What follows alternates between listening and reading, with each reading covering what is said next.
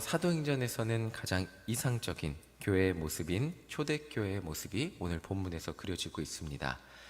예수님의 제자들이 성령을 받고 나아가서 담대히 예수님을 전한 결과는 예수님을 구세주로 믿는 한 개인만 늘어난 것이 아니었습니다. 그러니까 이 사람 저 사람 예수님 믿었다, 구원받았다, 이렇게 개인만 늘어난 것이 아니고 예수님을 믿는 사람의 무리가 생겨난 거죠.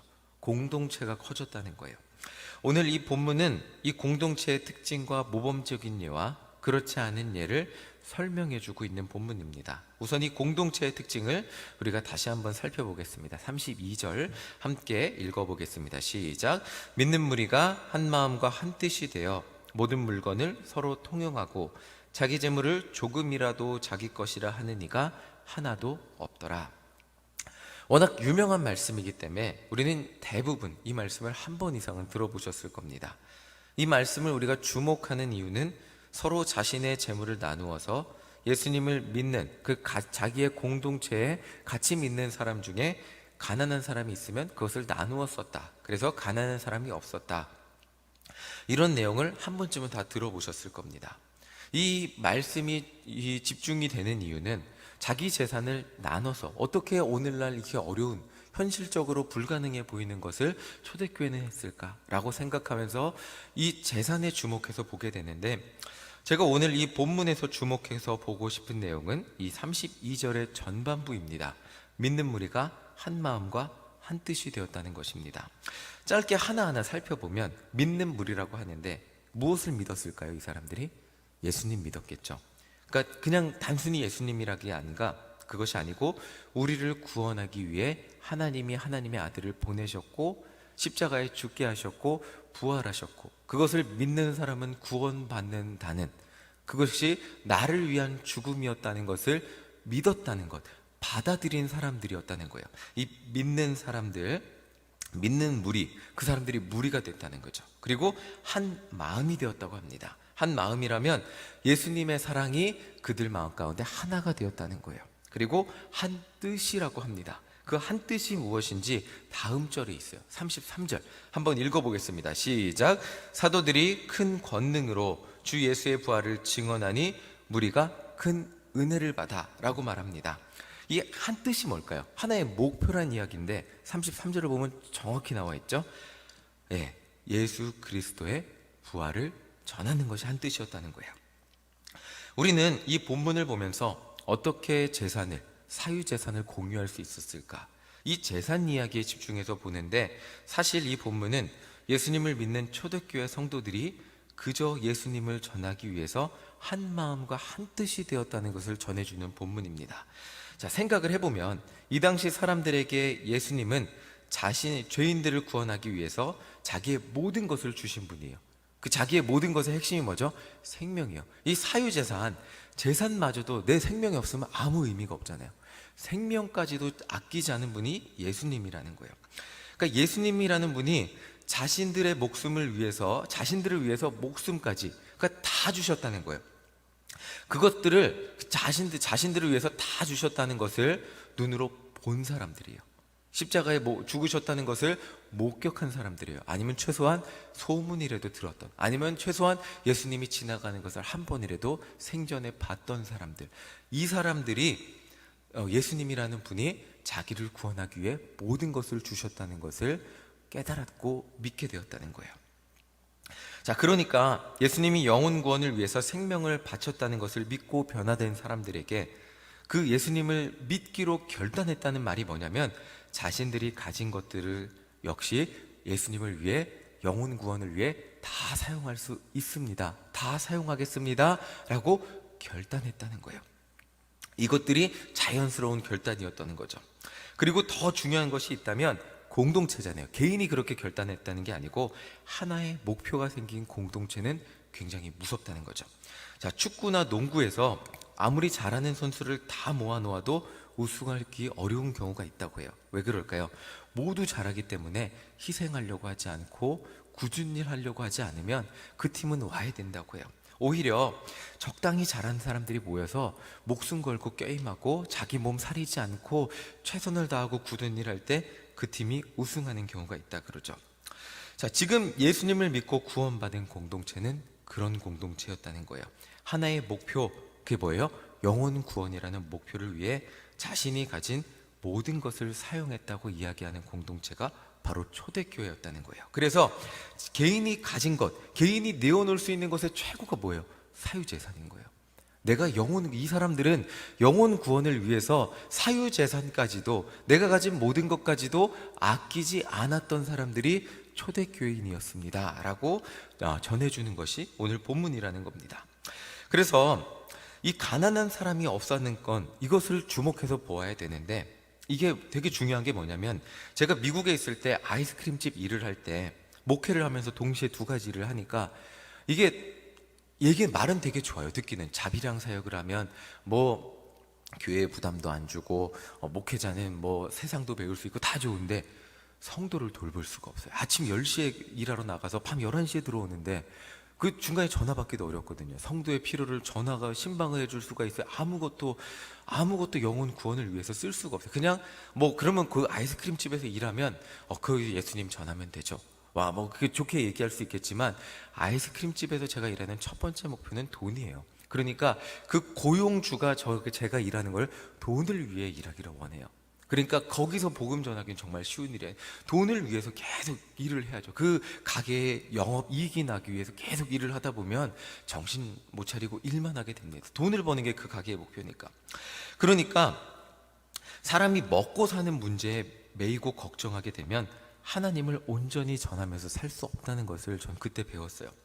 그러니까 가난한 사람이 없다는 것을 그냥 단지 에덴 동산처럼 모두가 행복했다, 가난한 사람, 교회만 오면 다 같이 먹고 살 걱정 없고, 돈 많은 사람이 가난한 사람 도와주고 돈 없는 사람은 그 사람들 도와서 이 행복한 에덴 동산 같은 공동체였다라고 말하는 것 이상의 무엇이 있다는 거예요. 그게 뭐예요?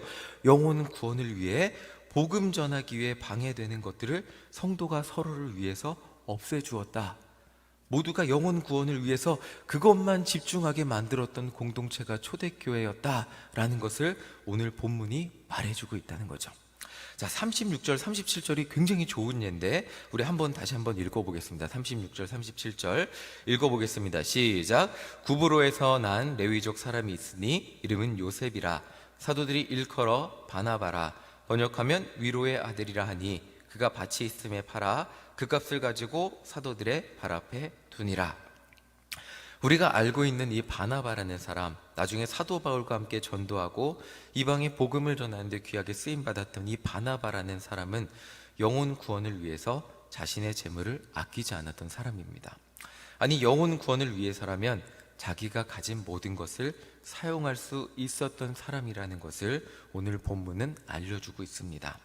그 결과 회심한 바울을 교인들에게 소개하고 발탁한 사람 또한 바나바가 되었죠. 그리고 그와 함께 전도함으로 놀라운 영혼 구원의 역사가 일어나게 만들어낼 수 있던 사람이 바나바였습니다. 그냥 바나바가 초대교회 전도에 대단한 일을 한 것이 아니고 그냥 공짜로 이렇게 된 게 아니에요. 그가 이렇게 귀한 사명을 감당할 수 있었던 이유는 영혼 구원이라는 초대교회의 공통된 하나의 목표를 위해서 자신의 모든 것을 내어놓을 수 있었기 때문에 이렇게 귀한 사명을 감당할 수 있었다는 거죠. 그러니까 내가 내 것을 드리고 사용하지 않고서는, 내가 내 시간, 내 재물, 내 건강, 내가 가진 것을 하나님을 위해 아낌없이 사용하지 않고서는 그런 역사가 일어나지 않는다는 것을 오늘 본문을 통해 말해주고 있어요. 내가 내 것을 하나님 앞에 다 드리면, 내가 내 것을 하나님 앞에 드리고 나는 남는 게 없을 것 같지만 하나님은 분명 그 사람이 드린 것을 통해 이렇게 귀한 역사를 일으켰습니다 라는 것을 말해주는 것이 오늘 본문이라는 거죠. 그럼 반대의 예가 있어요. 오늘 내가 내 것을 위해 적당히 드리고 아끼면 어떻게 되는지 그 다음 예가 나옵니다. 자, 그것이 그 유명한 아나니아와 삽비라예죠. 사도행전 5장 1절과 2절 우리 함께 읽어보겠습니다. 시작. 아나니아라 하는 사람이 그의 아내 삽비라와 더불어 소유를 팔아 그 값에서 얼마를 감춤해 그 아내도 알더라. 얼마만 가져다가 사도들의 발 앞에 두니. 바나바와는 반대의 예가 등장을 해요. 아나니아와 삽비라인데 이 부부는 자신들이 가진 소유를 팔아서 전부를 드린다고 말만 하고 일부를 드렸다는 이유로 죽게 되었다는 겁니다. 우리 4절 5절 다시 한 번 더 읽어보겠습니다. 시작.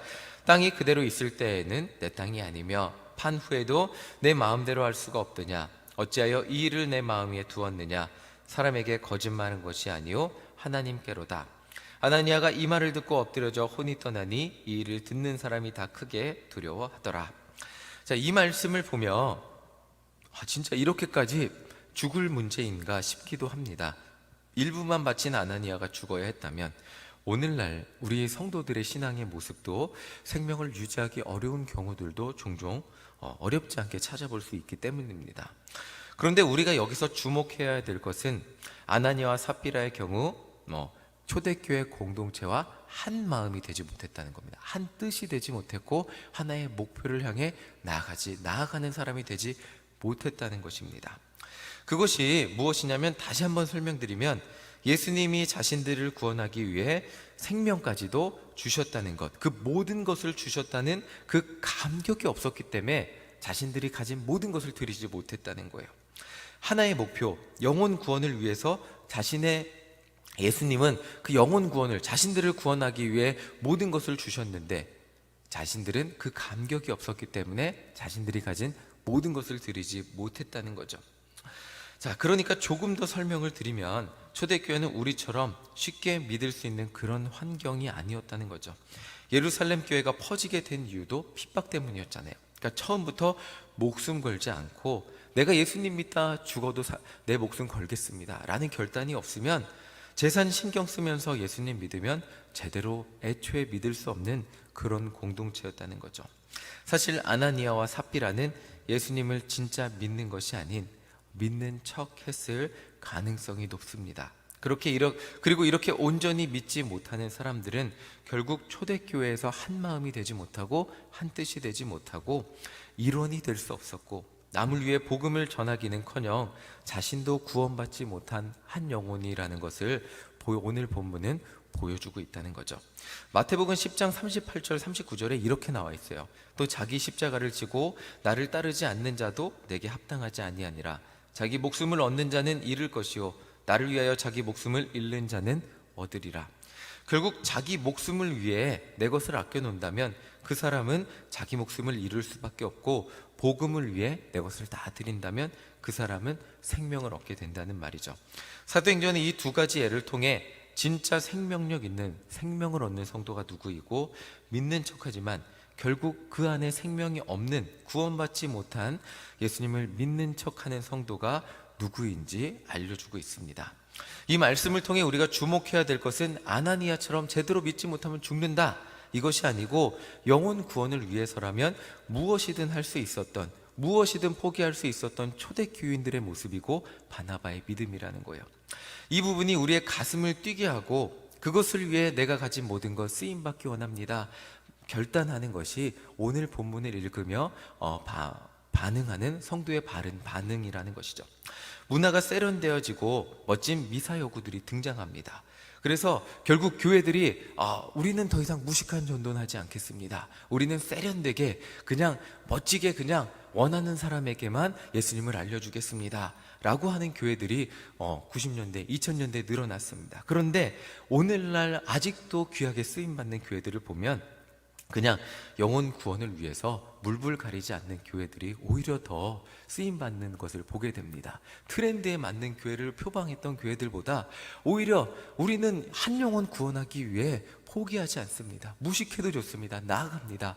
모든 것, 우리 교회의 존재 이유는 선교이고 전도이고 우리 교회의 사명은 오직 영혼 구원입니다 라고 외쳤던 교회들이 오히려 지금 더 크게 쓰임받는 것을 보게 됩니다. 오늘 말씀을 마치며 함께 기도하기를 소망하는 것은 우리도 이런 결단을 하는 새벽이 되기를 소망한다는 겁니다. 하나님, 내게 주신 모든 것, 재물, 건강, 생명까지도 주님 복음 전하는데 쓰임받기 원합니다. 우리 일신교회가 이 자리에 있는 이유도 우리 일신교회 한 마음과 한 목표가 되어서 무서운 기세로 나아가는 교회가 되기 원합니다. 영혼 구원이라는 하나의 목표를 위해서 우리 교회가 진짜 쓰임받기 원합니다 라고 기도하는 성도가 되고 기도하는 교회가 되기를 원한다는 것입니다. 이 본문이 아나니와 삽비라 예를 통해서 이렇게 믿으면 큰일 났는데 우리를 두렵게 하는 것이 아니라, 우와, 초대교회는 영혼 구원을 위해서라면 무엇이든 하는 공동체였구나, 우리 교회 일신교회도 이렇게 쓰임받는 교회가 되기 원합니다. 나도 이렇게 쓰임받는 살아있는 성도가 되기 원합니다. 바나바와 같이 놀랍게 쓰임받는 한 명의 성도가 되기 원합니다. 결단하며 가슴이 뛰는 이 새벽이 되기를 간절히 소망합니다. 이렇게 하나님 앞에 결단하며 기도할 때 우리를 통해 영혼 구원의 역사가 일어나게 될 줄 믿습니다. 우리 일신교회 지금까지 이렇게 귀하게 쓰임받았듯 앞으로 더 귀하게 쓰임받는 교회가 되기를 간절히 소망합니다. 아멘.